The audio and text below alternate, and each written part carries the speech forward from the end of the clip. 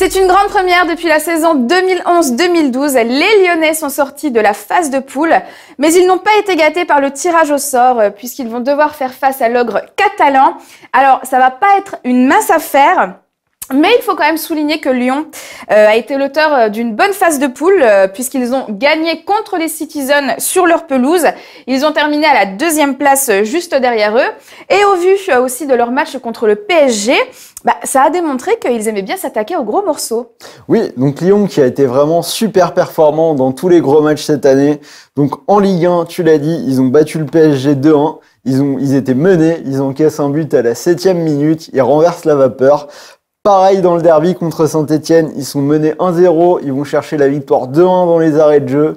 Ils ont battu l'OM, donc ils ont pris tous les grands rendez-vous en Ligue 1. Si on ajoute les 2 belles performances contre City où ils prennent 4 points, attention effectivement à cette équipe lyonnaise qui adore les gros matchs et qui vient de remporter 6 victoires sur les 7 derniers matchs. Et en face, le Barça n'a eu aucun mal pour valider son ticket. Ils se sont retrouvés en tête de leur groupe devant Tottenham, l'Inter et le PSG avec un bilan de 4 victoires et un nul.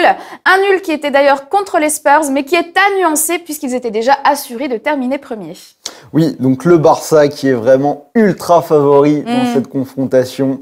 Tout le monde les voit déjà gagnants, mais attention quand même. C'est une équipe qui a laissé des plumes à l'extérieur sur les derniers matchs, et notamment en Coupe d'Espagne. Donc sur les derniers tours, ils perdent 2-1 à l'Levante et ils perdent 2-0 à Séville.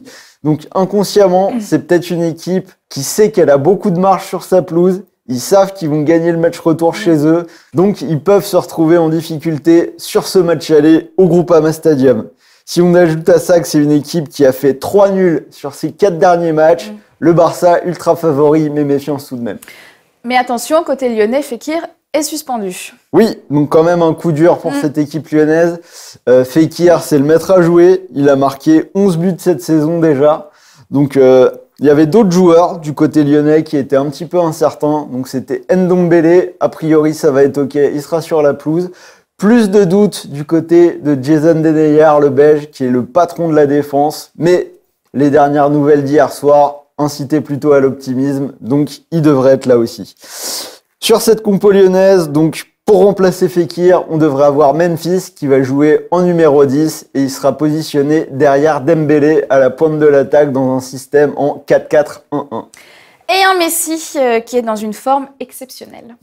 Oui, donc le Barça qui pourra compter sur sa star. Toujours.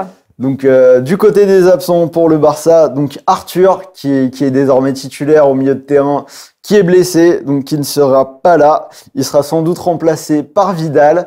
Après, donc, on a l'entraîneur qui va devoir faire un choix sur son latéral droit entre Nelson Semedo et Sergi Roberto, qui avait marqué le 6e but contre Paris.